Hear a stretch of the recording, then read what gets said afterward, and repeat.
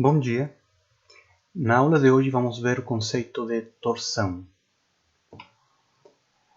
Vamos ver como a torção provoca a distribuição de tensão. Tá? Aqui vemos, por exemplo, o corte visto de frente de um tubo, tá? Um tubo ou um eixo composto de dois materiais. E vemos, por exemplo, que no material externo do tubo, né, tem uma distribuição de tensão, e no outro material, né, em cinza mais claro, temos outra distribuição, embora o torque externo seja o mesmo. Então, né, vamos ver algumas características especiais da distribuição da tensão devido ao torque. E também, já posso adiantar que o torque provoca unicamente tensões cisaliantes. Tá? Isso vamos ver o porquê nesta aula. Também veremos como é distribuída a distribuição das deformações. Vou pegar uma caneta aqui. Né? Vemos que aqui temos um gama, né? Aquele gama que corresponde à deformação tangencial. Né? Então, o torque, por provocar tensões cisaliantes, vai provocar deformações tangenciais, né? E vai ter a sua distribuição também específica, uma forma especial de distribuição que vamos ver nessa aula. Também vamos ser capazes de dimensionar eixos, tá, sujeitos a torques. O conceito de torque tem uma especial importância porque na indústria sempre vamos ter que dimensionar eixos. Os eixos são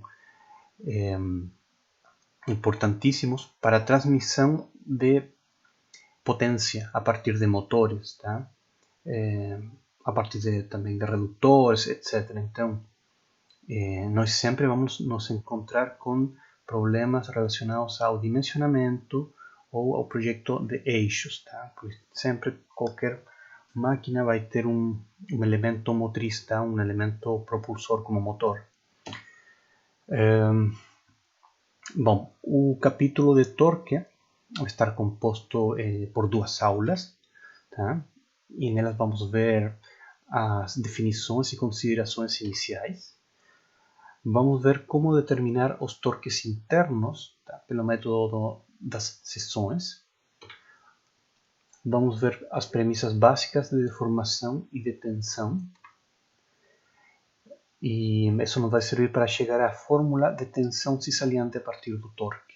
Tá? Então, se lembrem, super importante, o torque não provoca tensões normais, mas sim as tensões cisaliantes. Unicamente tensões cisaliantes. Tá? Na aula que vem, veremos transmissão de potência, desde motores para eixos, tá? Ou eixos para alguns elementos mecânicos, e também veremos o ângulo de torção, tá? Ou seja, quando um eixo é submetido a um torque, esse eixo tem um ângulo chamado ângulo de torção. Esse ângulo é importante para ver a tolerância, ou melhor dito, o limite mecânico, tá? Que é definido para nosso elemento de máquina. Existem tabelas em manuais e também em fornecedores de eixos que aparece qual é o ângulo de torção admissível. Então, todos os nossos cálculos vão servir para nós obter um ângulo de torção calculado e comparar com esse ângulo de torção admissível do fabricante, tá? E verificar se o dimensionamento corresponde àquele certo que nos oferece nosso fornecedor, tá? E por último, né, neste capítulo, será visto como se distribuem as tensões e deformações nos eixos de seção retangular. Tá? E não só retangular, sino que de vários tipos de formatos de seção. Vamos dizer que esse ponto 7 vai ser a distribuição de tensões e deformações em eixos de seção não circular. Tá? Vamos poder ver para diferentes geometrias como eixos triangulares, quadrados, elípticos, etc. Bem, começamos então com definições e as primeiras considerações. Então, a torção é um efeito, tá? É um fenômeno que decorre de aplicação de momentos, tá? Esses momentos aqui ao redor do eixo longitudinal dessa peça, ao eixo mais comprido. Tá? Então, quando se aplica um momento em torno do eixo mais comprido da peça, ocorrem os torques. Então, esses momentos que estão agindo em torno do eixo longitudinal também são chamados de torques ou momentos torsores. Tá? Devemos considerar na nossa análise, primeiro, que nossas barras são totalmente retilíneas. Tá? A seção transversal vai ser circular. Tá? Circular ao longo de todo o comprimento. Tá? Ou seja, são eixos cilíndricos os que analisaremos a princípio nesta aula. As barras não vão sofrer deformação por peso próprio. Tá? Não vão sofrer nem flambagem, nem nenhum tipo de deformação ou curvatura. Tá? Também os torques serão aplicados sobre os eixos longitudinais, tá? Das barras, sempre em torno desse eixo. Tá? Se forem aplicados em torno de outro eixo, por exemplo, aqui um eixo aqui vertical, esse já não seria um torque, tá? Seria um momento fletor. E, por último, vamos considerar que estamos trabalhando sempre no nosso limite linear elástico. Tá? Na nossa curva tensão-deformação, estaremos trabalhando sempre até o limite proporcional. Tá? Como determinar os torques internos, então? Consideremos que temos aqui uma barra com 3 engrenagens. E em cada um dessas engrenagens são aplicados são aplicados torques. Né? Aqui na engrenagem A é aplicado um de 2 kg força metros, no B 1 e no C de 3. Tá? Então, se nós queremos saber qual é o torque aqui entre A e B, por exemplo, aqui nesse corte do eixo, utilizamos o método das seções. Tá? E, como vocês sabem, no método das seções podemos escolher o lado da direita ou o lado da esquerda. Por exemplo, se escolho o lado da direita, então vamos fixar o que temos aqui. Né? Faço esse corte e fixo. Né? Fixo essa... Vou colocar aqui melhor. Fixo. Aqui. Né? E analiso toda esta parte da direita. Né? Que estaria aqui, né? Na figura inferior. E aqui apareceria uma reação, que seria o nosso torque, né? Um torque que não sabemos o valor dele. Então colocaríamos, supondo que esse é meu eixo X positivo, vamos colocar que esse é meu eixo X positivo, e vamos colocar que o sentido dos torques positivos vão seguir a regra da mão direita. Então meu polegar tem que apontar hacia o lado positivo do meu eixo. Então, se essa for a minha mão direita, mais ou menos assim. Tá? Opa. É assim, né? A mão direita. Tá? Então, se o sentido de giro dos meus dedos é assim, né? Quer dizer que o torque é positivo, né? Então, esse é meu polegar, né? Que aponta no mesmo sentido do X positivo. Tá? Então, poderíamos dizer que somatória dos torques, tá? Que seguem a regra da mão direita, tem que ser zero, né? Respeitando a estática. Teríamos então Esse é meu torque interno na seção, que eu não sei quanto é. Vamos colocar meu torque na seção AB. Incógnita, mas eu coloquei, né, que gira para esse lado. Então seria positivo, né? Segue a regra da mão direita.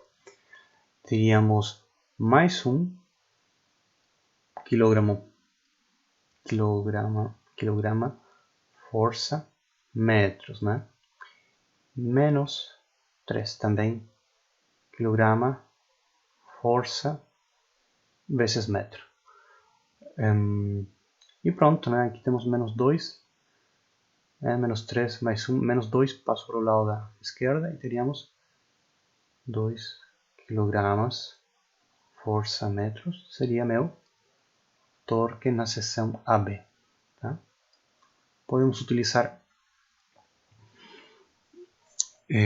o método das seções, bem fácil, né? Aqui, né, foi obtido assim direito, tá? Mais fácil passo a passo, tá bom? Então, como eu mostrei no exercício, no exemplo, utilizamos a equação de estática que diz de somatória de torques igual a zero, tá? Vamos chamar de equação 1. Assim, quando nós encontremos eixos que estão fixos só numa extremidade, por exemplo aqui em A, podemos utilizar esta equação para poder conhecer qual será o torque incógnito aqui, o torque de reação em A. Tá?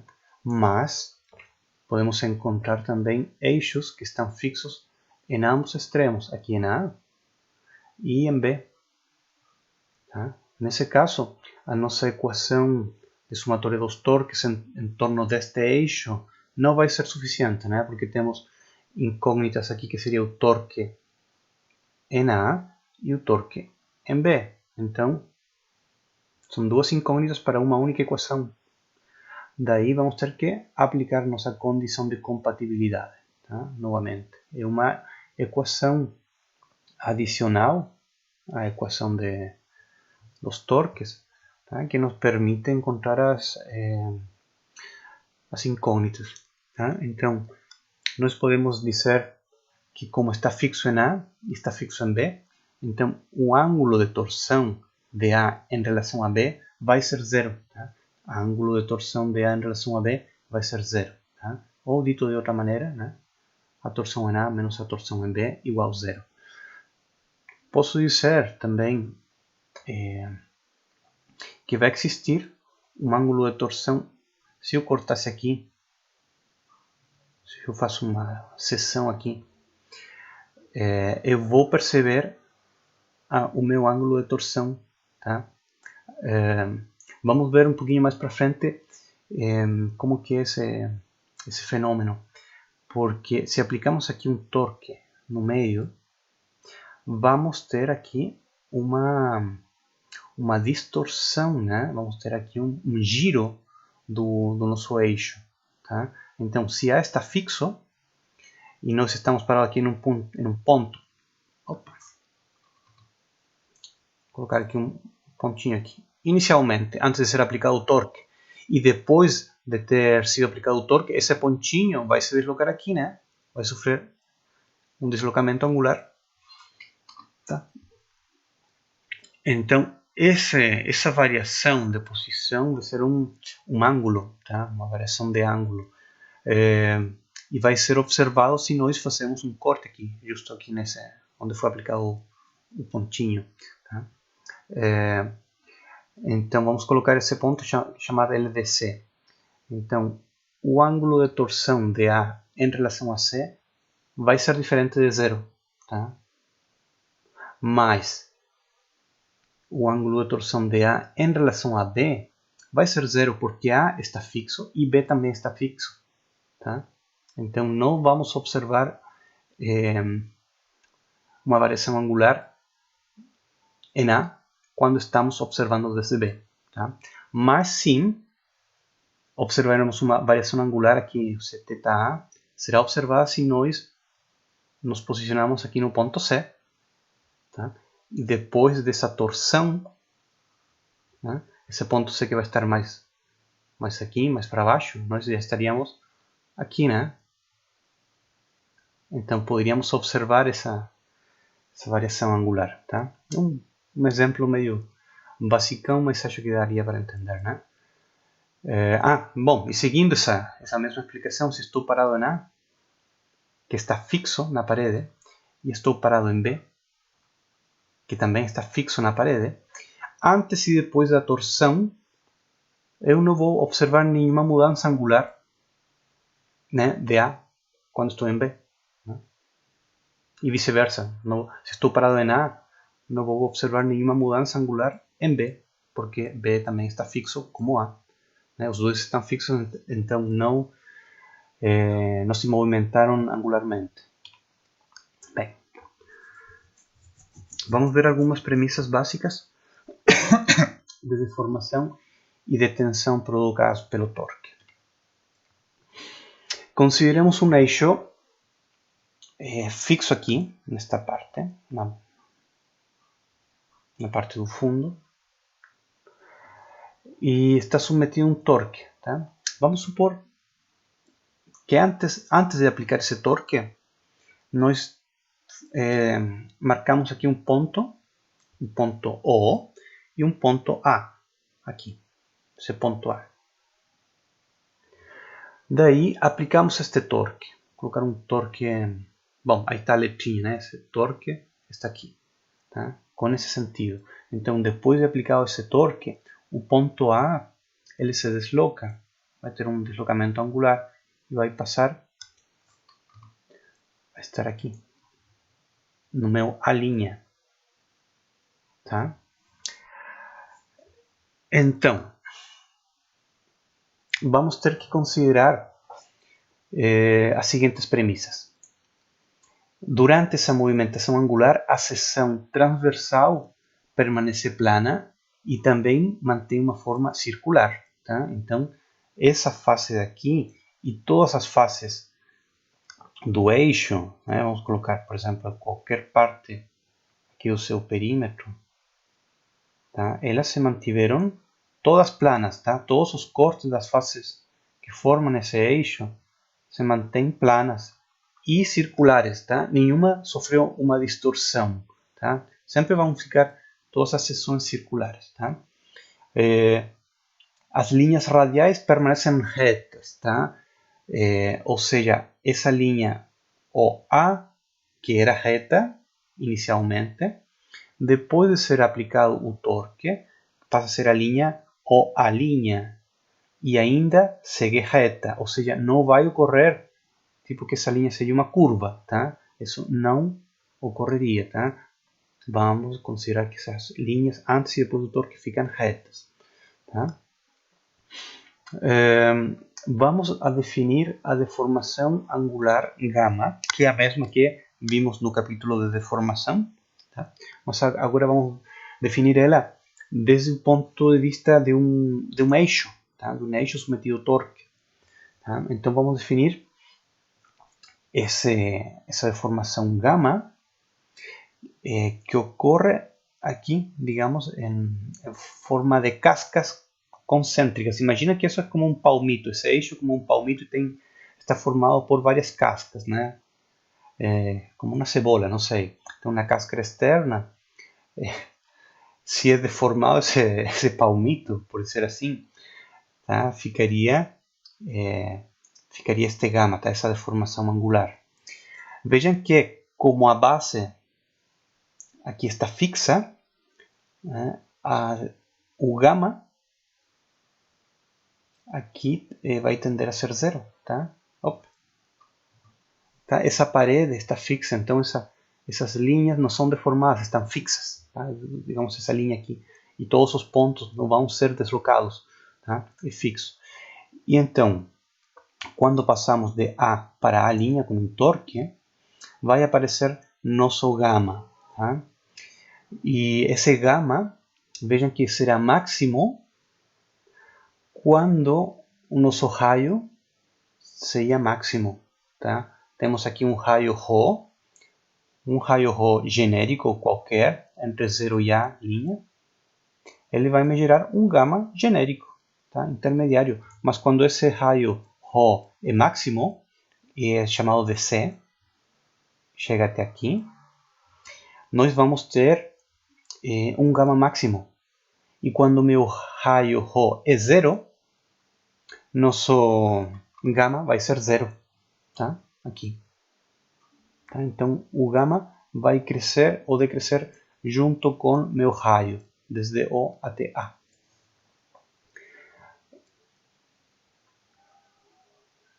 Eu posso também adiantar um conceito, acho que é oportuno, é do ângulo de torção. Tá? O ângulo de torção é um ângulo que ocorre nesta face. Tá? É um ângulo φ, ou pequenino, tá? Vamos chamar ele de dφ. Vou colocar aqui, esse que ocorre aqui.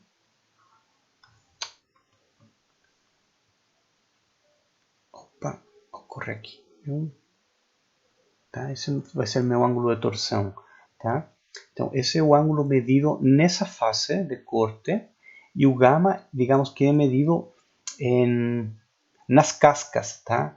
Nas cascas, pode ser na casca superficial do nosso eixo, quando o raio é igual a C, e, digamos, em cascas intermediárias, quando o nosso raio é igual a Rho. Tá?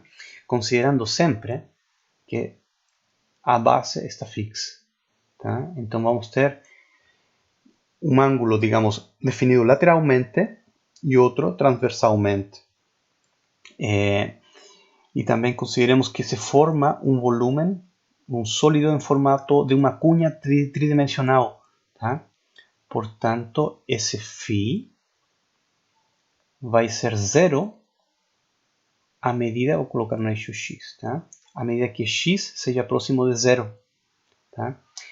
E meu ângulo gama vai se aproximar a zero à medida que Rho se aproxima de zero. Tá? Então, são dois ângulos diferentes, tá? Os dois medidos em radianos.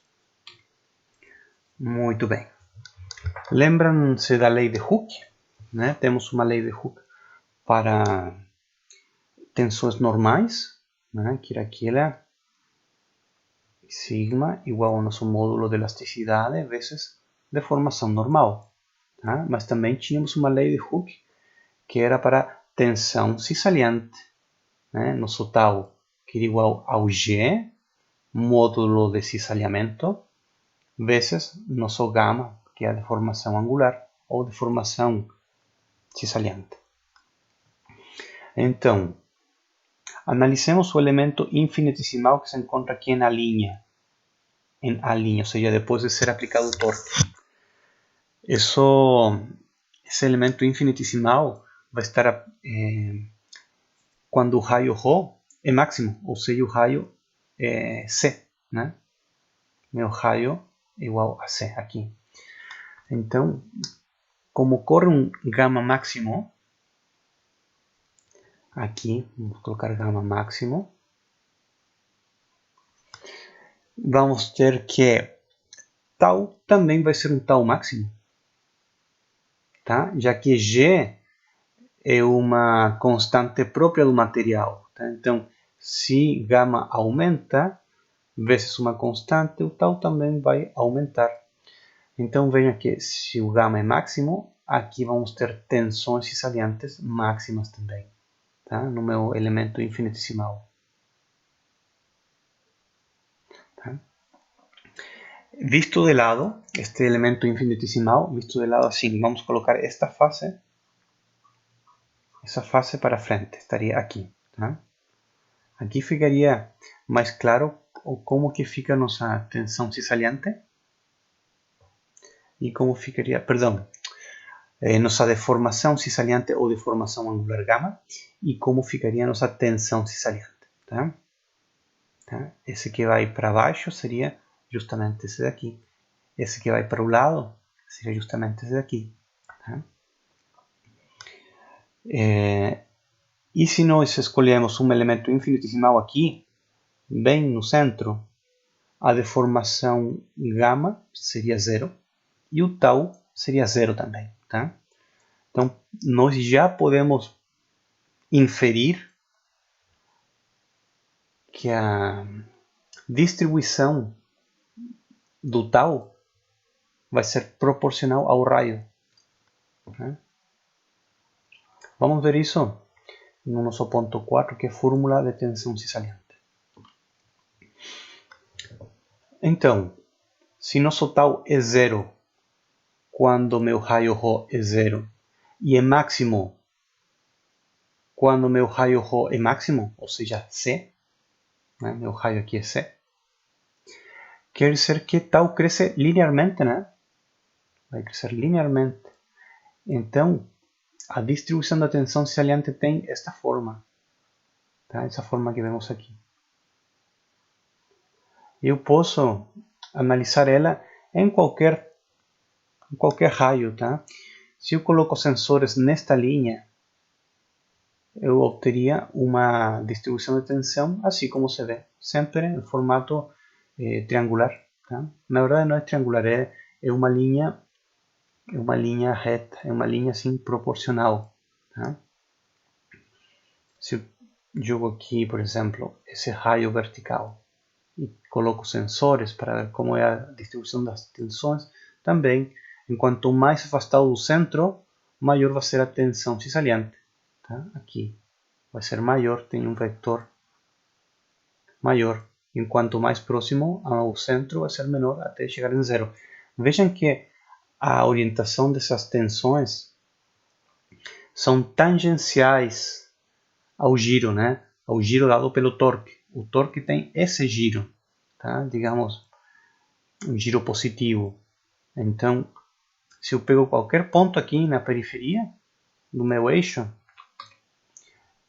pego aqui, por exemplo, eu faço uma linha, faço aqui uma linha tangencial, tá? Aqui, por exemplo, eu faço um pontinho e faço uma linha aqui tangencial. E desde essa base, onde eu colocaria um sensor, eu desenho a distribuição que seria linear. Opa! Realmente o meu pulso está bem ruim. Mas isso seria uma linha reta, tá? Se é igual reta como está nas outras, tá? Umas linhas de primeira ordem. Muito bem. Consideremos agora este desenho, onde diz tensões cisaliantes em seção transversal para diferentes raios. Então, vamos obter um tau qualquer para um raio Rho qualquer e um tau máximo para um raio máximo. Então, podemos fazer uma semelhança linear ou uma semelhança de triângulos, tá? Dizemos que raio qualquer corresponde a um tau qualquer e um raio máximo corresponde a um tau máximo. E daqui eu posso deixar em evidência uma expressão, tá, para o tau. Deixo em evidência o tau, tá, e fica em função do raio, um raio qualquer, vezes tau máximo, que seria uma constante, dividido o raio máximo, que seria constante. Então, bastaria eu mudar o valor do meu raio para obter o valor de uma tensão cisaliante. Vejam que tau máximo e C são constantes, então poderia dizer que todo isso é uma constante K vezes o raio me vai dar uma tensão tau, tá? Então, tensão vai ser sempre proporcional ao raio.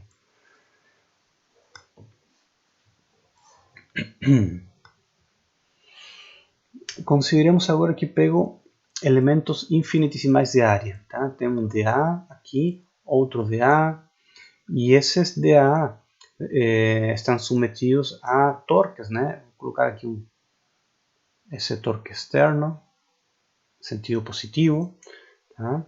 Então, esse torque provoca tensões cisaliantes, né?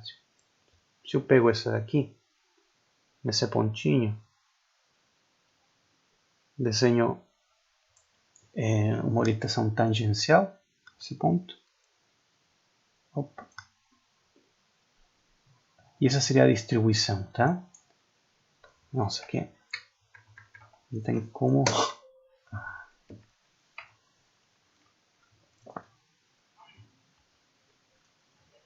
Bom, seria mais ou menos assim. Vou tentar desenhar reto.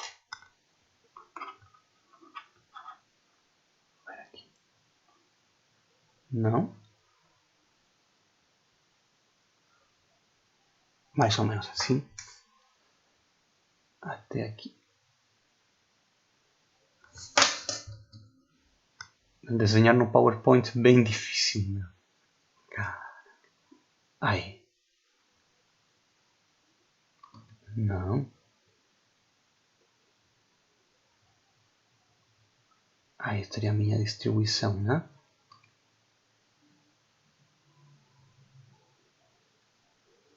Então todos esses seriam taus. Este seria aqui um tau máximo. Esse seria meu torque. E vou pegar esse daqui, por exemplo. Esse é um tau qualquer. Né? Esse tau qualquer com um elemento diferencial de área. Tá? Basicamente esse que peguei aqui, né? Esse mesmo. Se eu coloco um sensor aqui, vai aparecer esse tau. Se eu coloco um sensor aqui, vai aparecer esse tau. Se eu coloco esse sensor aqui, vai aparecer esse tau. Tá? Bom, como no elemento de área ocorre uma tensão cissaliante, também vai ocorrer uma força. Tá? Uma força com a mesma direção. Uma força, vamos chamar de F.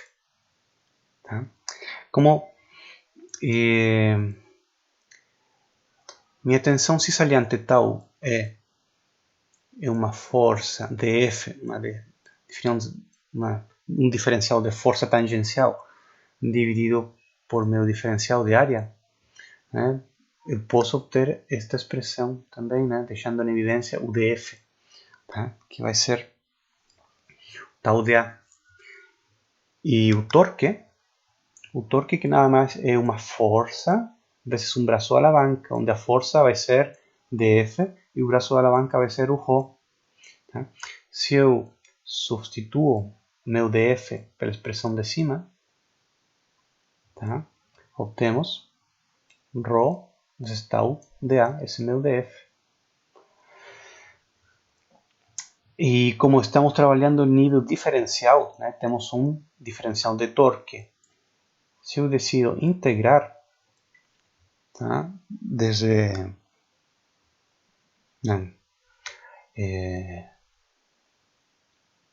decido integrar para abranger toda esta área, né, faço correr o dA, faço um integral e em função de dA, né, basta colocar aqui, então, onde estamos, né, coloco um integral aqui, esse se vai com esse, teria esse daqui e esse daqui, né, que é mais ou menos o que temos aqui, justamente, integral ρ tau dA, né. Agora utilizamos nossa relação obtida na equação 3, esta daqui, tá? A que obtivemos de uma relação proporcional. Tá? Tau máximo corresponde a um raio máximo e um tau genérico corresponde a um raio genérico. Tá? Então, esse tau que deixamos em evidência, podemos substituir na expressão da equação 5. Tá? E obtemos, então, esta equação. Tá? Sacamos fora da integral tudo que for constante. Tau máximo é constante. C, raio máximo é constante. Tá? Então, tau máximo dividido por C fica fora. E temos esta expressão integral de ρ quadrado de A, que corresponde ao momento de inércia polar. Tá? Lembrem-se desse termo, talvez vocês já viram ele em Física 1 ou Física 2. Tá? Nada mais é que um momento de inércia que se opõe ao movimento giratório. Tá? Por exemplo, se estamos no espaço e queremos fazer girar um satélite, vamos ter que acionar uns propulsores especiais. Né? Esses propulsores vão ter que vencer a inércia do giro do satélite para poder tirar do repouso angular, né, ao satélite. Então, digamos que o momento de inércia polar seria a resistência do elemento, ou da peça, ou do mecanismo, ou da estrutura a girar. Tá? Então, quanto maior seja a peça ou a estrutura, maior vai ser a sua resistência ao giro, tá? A sair de inércia para entrar em giro. Tá?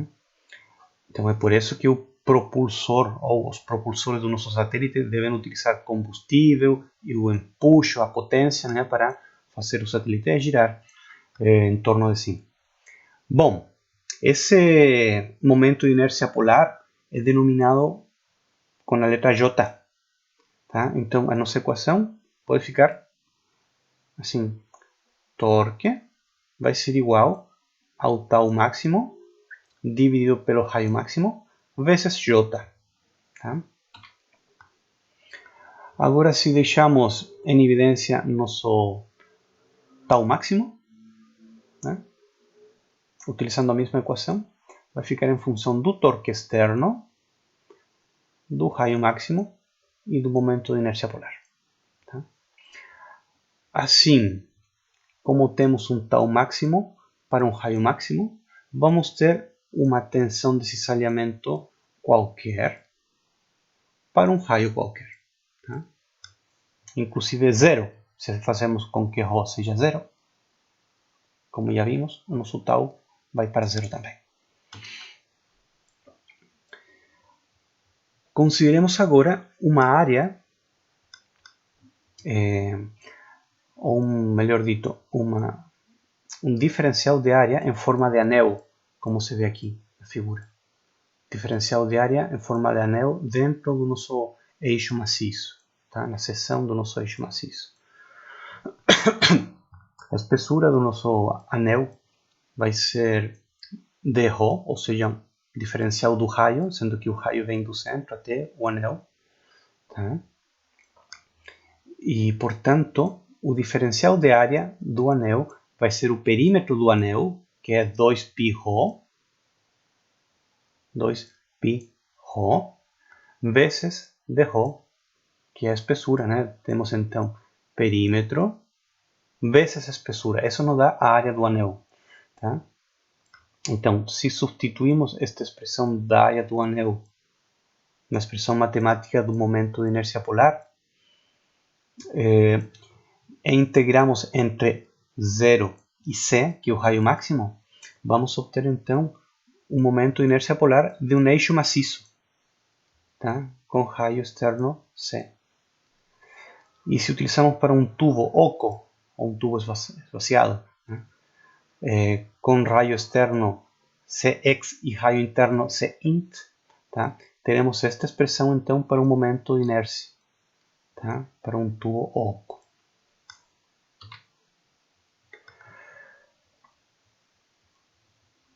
Vejamos que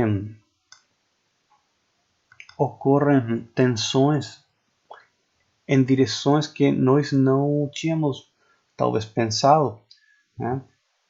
Por exemplo, se aplicamos um torque aqui e aqui no outro lado um torque oposto, né, para manter o equilíbrio estático, vai aparecer aqui uma tensão cisaliante para baixo, né, como aparece na figura.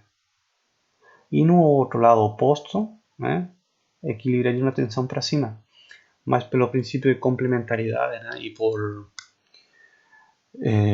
também pelas definições que vimos no capítulo de tensão, né, todas as tensões têm que estar equilibradas, então apareceria uma tensão aqui em cima e outra aqui embaixo, né? Elas têm que ser, elas aparecem, né? Lembra que vimos no capítulo de tensão que as tensões nas faces opostas são iguais e as tensões nas faces perpendiculares também são iguais. Então vai aparecer esta tensão aqui, embora para nós seja mais evidente que aparece só a tensão vertical devido ao torque. Mas aparecem tensões na horizontal devido a torques. Pensem bem que maluco, né? Nós estamos aplicando um torque nessa face, né? Assim, ou digamos em torno deste eixo X, e vão aparecer tensões horizontais. Isso quer dizer que quando aplicamos torques em torno de X, pode falhar ou podem aparecer falhas na horizontal. Sim, senhor. Vejam esta figura, né? típica assim, em vigas de madeira, esta falha, né? Quando são submetidas a torques, tá? A falha vai ocorrer aqui na direção longitudinal dessa viga, tá? Quando elas são submetidas a torques. E principalmente em madeira, né, que são materiais anisotrópicos, e estas linhas, né, correspondem à linha das fibras, né? Então, os construtores, engenheiros que se especializam em construção em madeira, tentam evitar que as tensões máximas coincidam com a direção das fibras, né? Porque ali diminui a resistência mecânica da madeira. Bom, vamos ver uns exemplos.